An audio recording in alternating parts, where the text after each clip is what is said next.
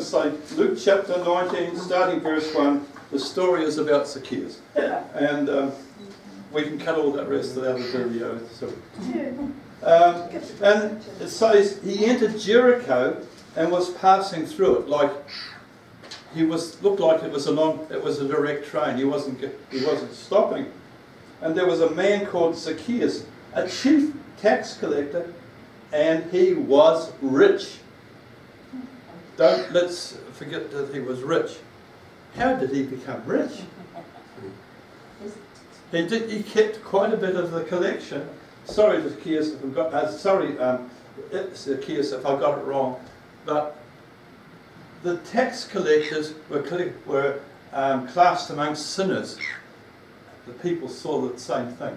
So I think what they did was kept quite a bit of the tax collection back in their own pocket. And that would be how you got rich. Instead of giving it to, would it be the treasury of that day? I presume. So he's become rich. And he was a chief tax collector. He just wasn't an ordinary tax collector. He was the head sharanga. Hey, so here he goes. And he was trying to see Jesus, which one he was. So it appears to me that he didn't know which one Jesus was. He actually didn't know. So he decides, because it says he's a short man. So now we have a short, chief, rich tax collector. What a mouthful. We have all that. And he was trying to see Jesus. But because of the crowd,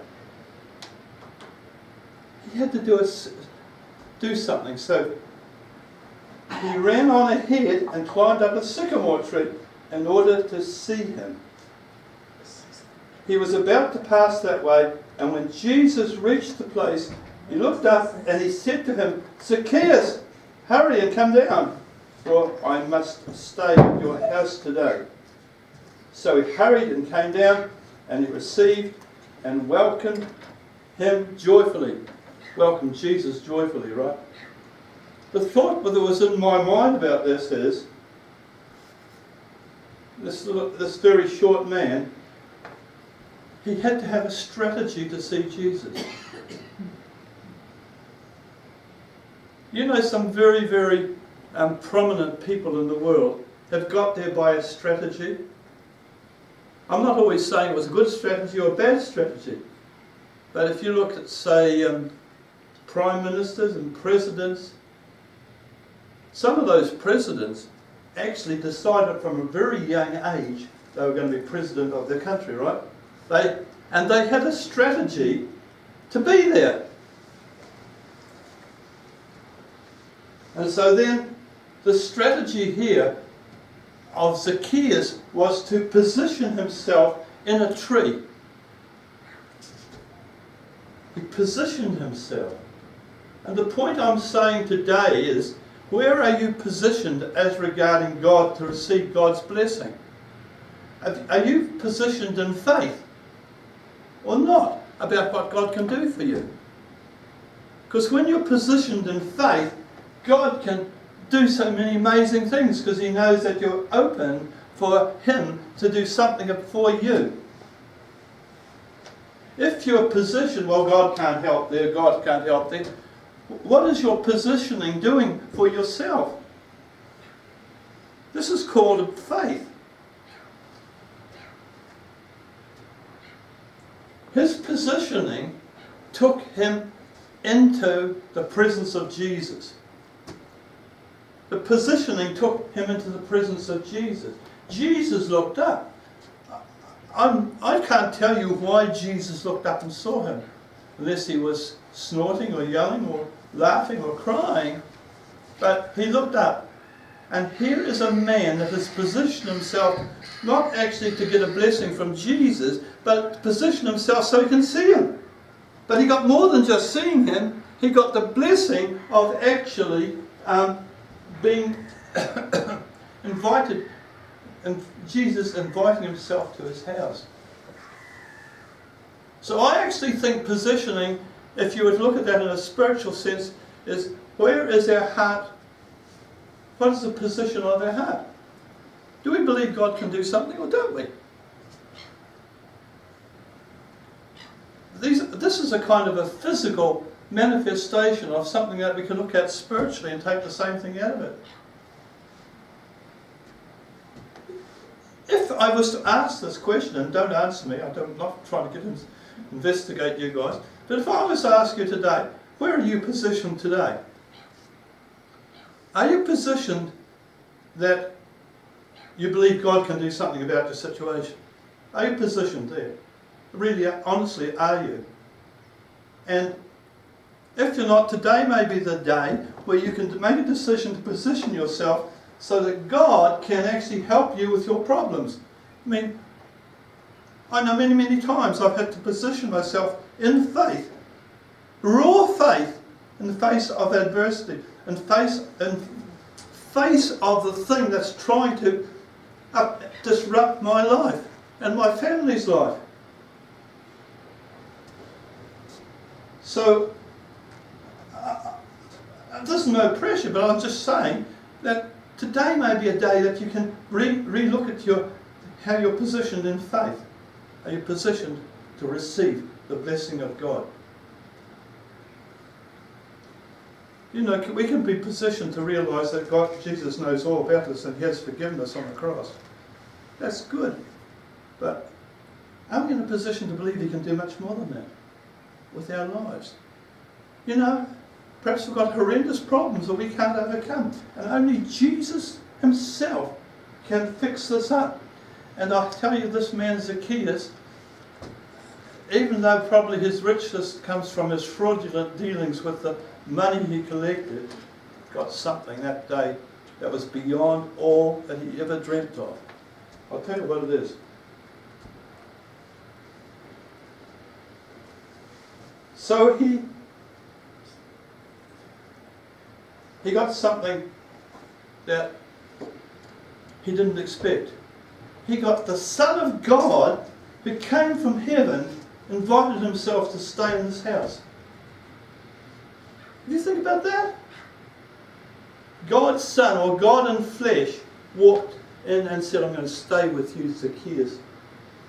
The most unlikely man in that town probably had a visit from Jesus. Do you feel you're unlikely for Jesus to do something about you? Do you feel that you're kind of unlikely? Well, if I read this here, I think everybody's got a likelihood of Jesus just coming on board. I'm excited that He comes on board for the least likely people. He comes. I'm one of those least likely people.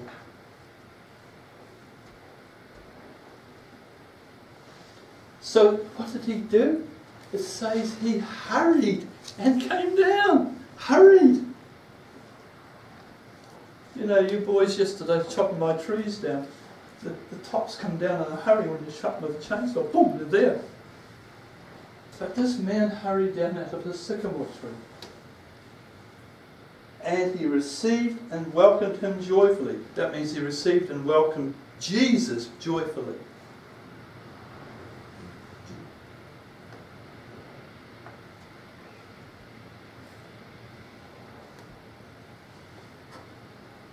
And when the people saw it, they all muttered. I kind of like that word, muttered. You ever done any muttering? Amongst themselves, and indignantly complained, He has gone to be the guest and lodge with a man who is devoted to sin and preeminently a sinner. Do you know what? Most of the people that were against Jesus were religious people. The scribes and the Pharisees. But do you notice here, it's not the scribes and the Pharisees that are accusing Him. It's the ordinary people. Because they're probably the ones that He went round and took the tax money off.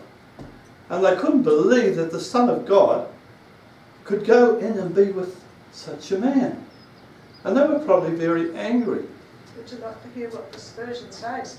It says, look at this. of all the people to have dinner with, he's going to eat in the house of a crook. Yeah. I like it. You know, they were muttering amongst themselves. In the midst of muttering, still showed up. What do you think?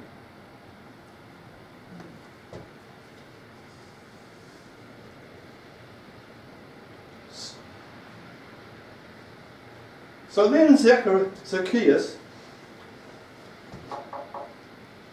stood up and solemnly declared to the Lord, "See, Lord, the half of my goods I now give by way of restoration to the poor." I think he had a change of heart right here in the midst of Jesus. Jesus changed his heart. And no longer was he thinking about how to make riches. He was working out how to give, I would think maybe peers that could have been ill-gotten gains, he'll give it to the poor. Does that a change of heart? In this instant, Jesus changed this man. In an instant, Jesus can change our lives. We just let him on board. When we position ourselves so he can start blessing us.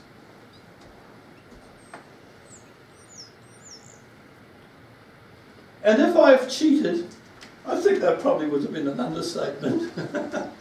If I've cheated anyone out of anything, I now restore 4 times as much. 4 times as much.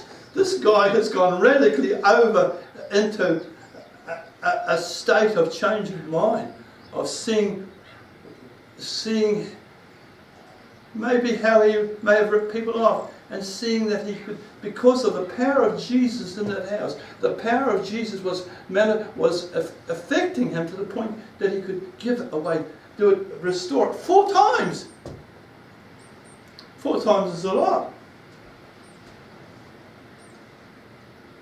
He too is a son and daughter of Abraham. You know, they treated that man just like, in the mutterings, just like he wasn't the son of Abraham.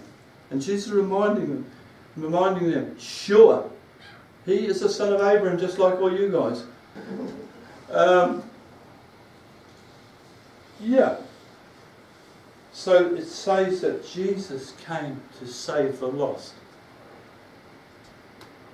These are Jesus, because Jesus said this himself. You know Jesus never told a lie. Do you know that? Do you know how I know he didn't tell a lie? How can you prove it? Because if he told one lie, he wouldn't have risen from the grave because he'd be a sinner. What do you think of that? We can prove that Jesus never told a lie. So let's read what he said. Jesus didn't call himself Jesus in this book. He said, "For the Son of Man came to seek and save that which was lost," which was all of us. Thank you, Jesus.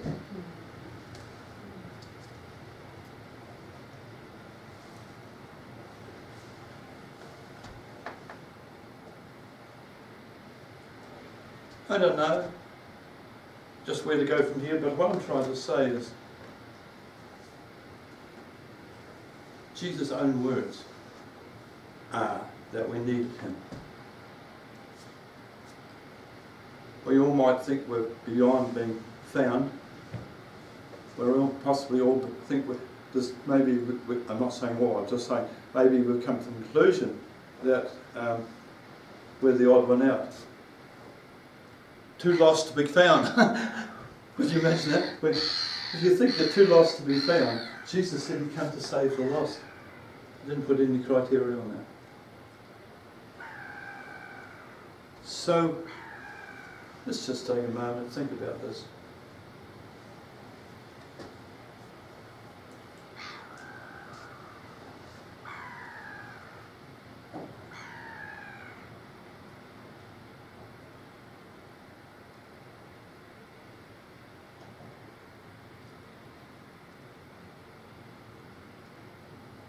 You know, like Jesus is very inclusive. That word lost was just like Well, we were all lost. I started to repeat it there. We were all lost once until... I actually think Jesus found us, to be honest. We think we found Jesus, but I'm not so sure. I think he came to us. And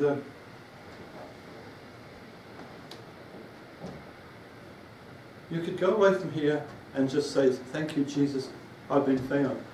You found me. You could rejoice there. Don't have to say that, but have that thought. Thank you, Jesus, that you found me. Thank you, Jesus, that you found Paul.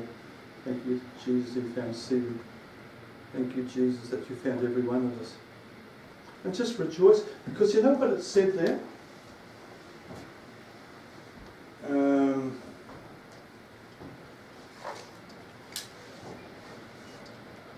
That he came down that tree and received and welcomed him joyfully. Welcome Jesus joyfully. Jesus, I welcome you today joyfully. For me, for everybody here. I just welcome you. Whatever you want to do, Lord, I know you can do things in 5 minutes, but sometimes it takes days, weeks, months, years. But just today, I'm joyful that you came to save me, us, the lost ones. And the hope you give, and the joy that you give, and the projection of our destiny is in you, and all the glorious and wonderful things that can happen with you aboard, Jesus, are far, far beyond what we can imagine. And I just thank you today, Jesus, that you encourage us here. It's you that encourages us here. It's not me, it's you that encourages everybody here.